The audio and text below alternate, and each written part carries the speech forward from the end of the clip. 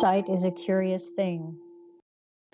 We often consider it an outer experience, such as seeing a sunny day, a pretty flower, or a crowd of people. Insight, however, is a very different sense and comes from Creator as well. It is actually the greater vision. It is the third eye. It is the introspective and discerning vision we are all capable of, but not used by all people. Insight can't be shown to those who choose to use their outer vision exclusively.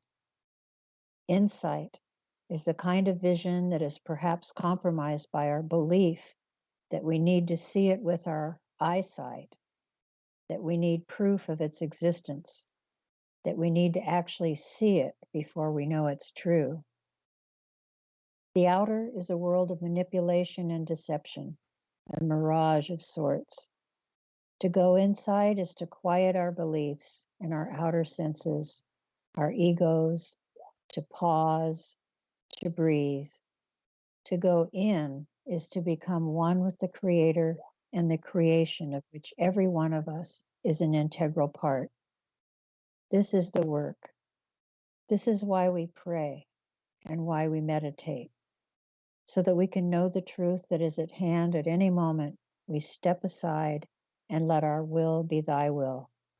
That is our beloved Creator, and so it is. Hello, my name's Ron Vroman. I'm the old white man talking head for the Oregon Statewide General Assembly. I have a few things I'd like to say. Something is wrong with this picture. A de jure man wants to change his jurisdiction to become elected into the de facto, into the Salem Kate Brown oligarchy that we know we must correct. You shouldn't join the enemy. There is no legislators on Oregon that are not convicted criminals, except Mike. Mike got out. The judiciary was informed that we were no longer deceived and to cease and desist, Article 7 amended. It is bogus. Charlie is talking to them at the Secretary of State and Martha at the Chief Justice of the Supreme Court about Article 7 amended.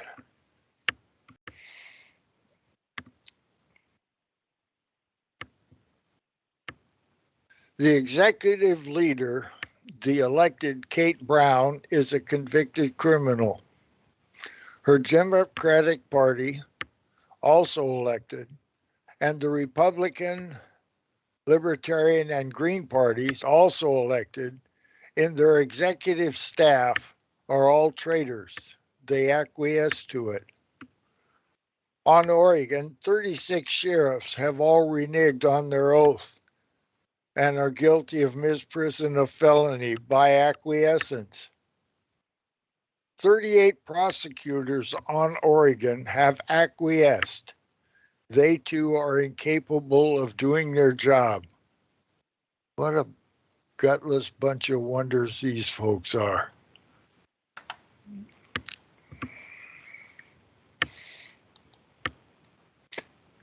Now,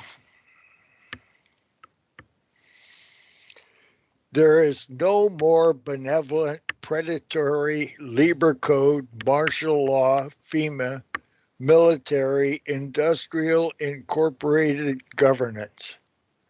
The city of Portland is a subdivision of the county of Multnomah, is a subdivision of the state of Oregon, is a subdivision of the United States, is not a constitutional Republican form of government. Government is not incorporated. It fails at the first defect. Fraud vitiates all contracts completely or partially.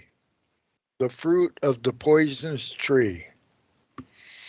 A 501c3 or a C something else, like the Grange is, whatever. A 501c puts you into the society of the de facto. and out of the assembly of people, as defined by men, women, and children, body, mind, spirit, soul, flesh, blood, bone.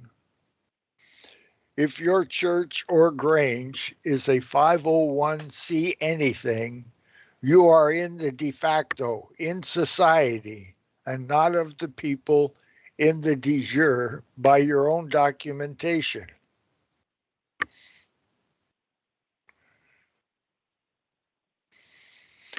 I'm sitting here with Pat Garrett's certification of election and oath of office, 3 February 2014, for the Washington County Sheriff. Is he also the CEO of County of Washington's Incorporated De Facto Cop Shop and Jail? We spoke directly with Pat. There were 5 at the table, about 2016. Ray and Cam were there. I forget the under sheriff that was there, and Pat Garrett, 5 of us. It was a nice day in Hillsboro. We discussed his oath. I have a copy of it. I liken it to 3 responsibilities: the United States of America's Constitution, that's what the apostrophe is. I prefer circa 1859, is in the premier position. Second on his oath is Oregon's Constitution. And in third place, laws, rules, policies, mandates, the Oregon Revised Statute, and he pledges to do this faithfully and honorably. Ride 3 horses with 1 ass. You can do it, but you have to do it one at a time. And when you're dealing with at least, there's a lot of different jurisdictions that they have to deal with. A de jure jurisdiction will not tolerate actions against our unalienable rights. You, that's capital U in quotes, cannot treat with men and women from your position of being politically correct, of being politically created for our peace, safety, and happiness of the man, woman, or child on Oregon. That is not negotiable.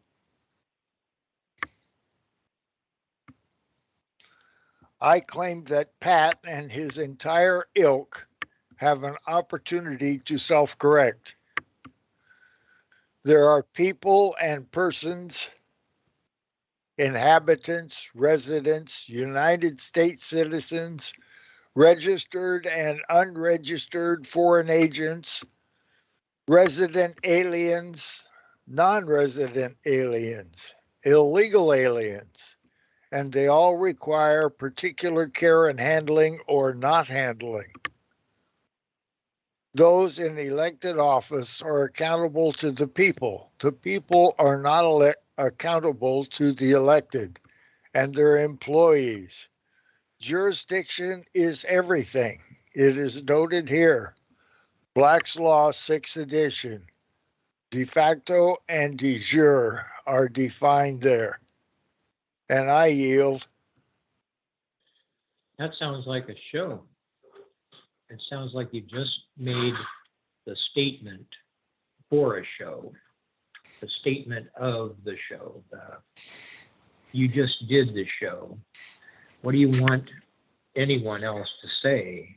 You didn't leave any room for argument, Ron. Well, They haven't then, rebutted. then now is a good time to rebut. William knows how to splice all this stuff together and make sense out of it. You got something you want to say? I got the script. I can open it up and we can discuss anything you want. I tend to agree with everything that you just articulated. Oh, So I cannot rebut it because I'm not in that position. I don't have any means I can't assume to a position where I'm adverse to that. There is no position that I'm aware of that I can take that's inherently adverse to that. So I don't know what to do. It's hard to add to that. I've done my research and it seems to be true to me. And of course, some of that, what you said, I was standing right there when it happened, like the court cases against Kate Brown and et al. There. So it's true. And they need to get the hell out of their offices or out of our offices. Agreed. Thank you, William. You're welcome.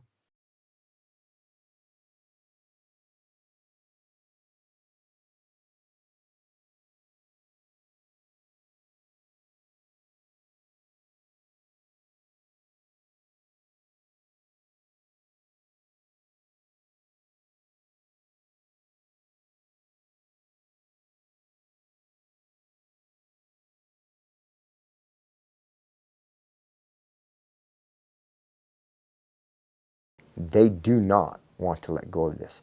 They do not intend on losing here. And we do not intend giving it back to them. And then the bullets started flying. Then he jumps out of the car, and he's got both his hands up. And he got out of the car, and he had his hands in the air. He's like, just shoot me then. This is what you want, just shoot me. And they did. They shot him dead. With his hands in the air, and I saw it. I swear to God. He was just walking with his hands in the air. And they shot him. And they shot him dead, and then after he was down on the ground, they shot him 3 more times.